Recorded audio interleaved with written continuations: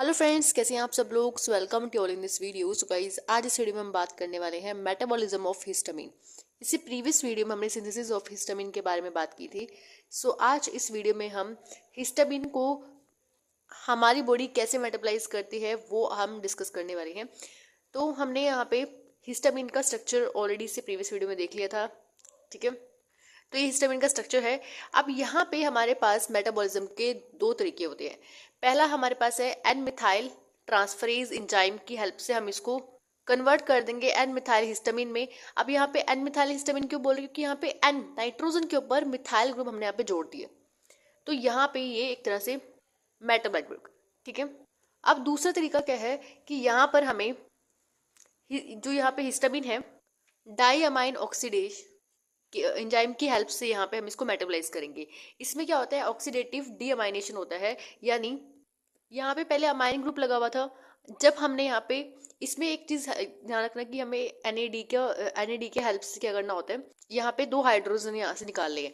कैसे, देखो यहाँ पे एक हाइड्रोजन यहाँ से निकालेंगे, एक हाइड्रोजन यहाँ से निकालेंगे, तो यहाँ पर क्या होगा, डबल बॉन्ड आ जाएगा। दो जब हाइड्रोजन निकलते हैं तो डबल बॉन्ड तो बनेगा ही बनेगा।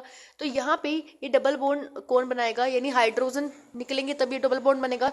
तो ये दो हाइड्रोजन कौन लेके जाएगा, ये एनएडी जो यहाँ पे है यही दो हाइड्रोजन लेके जाता है यहाँ से, एक अपने साथ और प्लस में एक हाइड्रोजन और लेके जाएगा, ठीक है। तो इसकी हेल्प से यहाँ पे क्या होगा, यहाँ पर देखो ये डबल बॉन्ड आ गया, ठीक है, और यहाँ पे एक एक हाइड्रोजन बच गया, ठीक है। तो अब यहाँ पे ये अमाइन नहीं रहा, ठीक है, तो ये क्या बन गया, तो ये इम्यूनो कंपाउंड यहाँ पे हमारे पास फॉर्म हो जाता है। अब इसके बाद की रिएक्शन क्या है, अगर हम इसी के अंदर आगे फर्दर वाटर से इसको रिएक्ट कराएं तो क्या होगा। अब हमने उसी में वाटर दोबारा ऐड किया, तो वाटर में क्या होगा कि दो हाइड्रोजन है। अब दो हाइड्रोजन है तो ये देखो यहाँ पर पहले क्या था, डबल बॉन्ड था। अब ये डबल बॉन्ड से सीधा क्या हो गया, दो हाइड्रोजन जुड़ने के बाद यहाँ पर ये यहाँ पे हाइड्रोजन आके जुड़ गए, ठीक है, दो हाइड्रोजन यहाँ पे बाइंड हो गए। अब बाइंड होने से क्या हुआ, अमोनिया बन गया। अब जो ये अमोनिया है यहाँ पे आपको पता है कि गैस फॉर्म में होता है, तो ये अमोनिया जो यहाँ से निकल जाएगा, ठीक है, ये अमोनिया यहाँ से निकल जाएगा।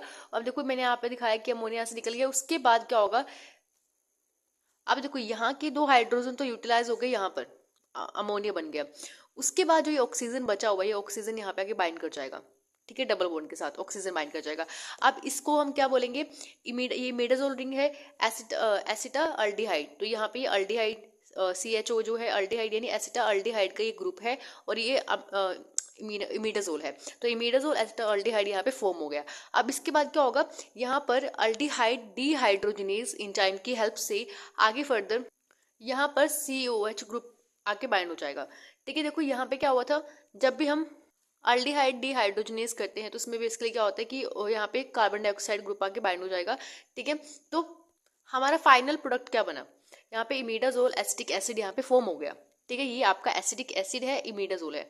तो ये आपका एक दूसरा वे था जिसमें हमें हिस्टामिन को मेटाबोलाइज किया। अब देखो जो जब हमारे पास यहाँ पे ये एन मिथाइल हिस्टामिन बना था, इसको हम आगे भी प्रोसीड कर सकते हैं। कैसे, अब देखो जो एन मिथाइल हिस्टामिन है, हमने अब थोड़ा सा इसको अलग से बताया।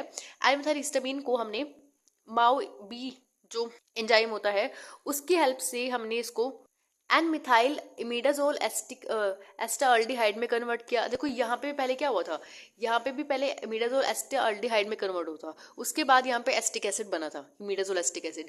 अब लेकिन इसमें फर्क क्या है कि यहाँ पे ये एन मिथाइल है और यहाँ पे एन मिथाइल नहीं है, तो सिंपल ही फर्क है। तो हम इस रिएक्शन को भी, फर्स्ट रिएक्शन को भी इस वाली सेम रिएक्शन में फॉलो कर सकते हैं, ठीक है।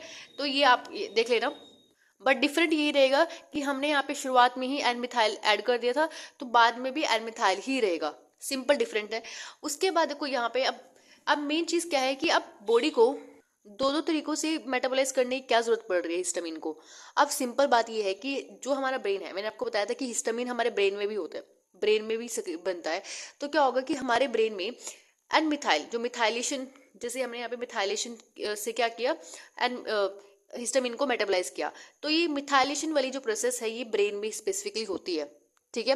और अगर हम बात करते हैं मिथाइलेशन और जो ये आगे डीअमाइनेशन ऑक्सीडेशन वाली रिएक्शन जो है, ये हमारी बॉडी में जहाँ पे भी, जैसे लंग्स में और स्किन में जो मासल होते हैं वहाँ पे ये रिएक्शन चलती है, ठीक है, ये मेटाबॉलिज्म होता है। तो ध्यान रखिएगा कि जो एन मिथाइल ट्रांसफेरेज वाली जो ये रिएक्शन है, स्पेसिफिकली ब्रेन में होती है, ठीक है। और बाकी और ऑर्गन्स में जो बाकी इसके अलावा जो और भी हिस्टामिन हमारी बॉडी बनाती है, उसमें दोनों ही फॉर्म तरीकों से हम मेटाबॉलिज्म कर सकते हैं हिस्टामिन का। तो एक बार इसका स्क्रीनशॉट ले लीजिएगा, ठीक है। और इस रिएक्शन को अगर आप 2-3 बार लिख के देखोगे तो इजीली हो जाएगा। अगर आपको रिएक्शन से नहीं लिखना है, आप सिंपली तरीके से इसको इन पॉइंट्स में भी लर्न कर सकते हो, इस तरह से आप लिख सकते हो, ठीक है, बिना स्ट्रक्चर बनाए। लेकिन अगर आप केमिस्ट्री वे से पढ़ रहे हो तो आप स्ट्रक्चर इंपॉर्टेंट, आप सभी को पता है। फार्माकोलॉजी वे से स्ट्रक्चर आपको नहीं पढ़ने। सो आई होप आपको मेटाबॉलिज्म समझ आया होगा। सो इसे नेक्स्ट वीडियो में हम बात करेंगे कि हिस्टामिन का रिलीज कैसे होता है। So thank you for watching this video, have a nice day.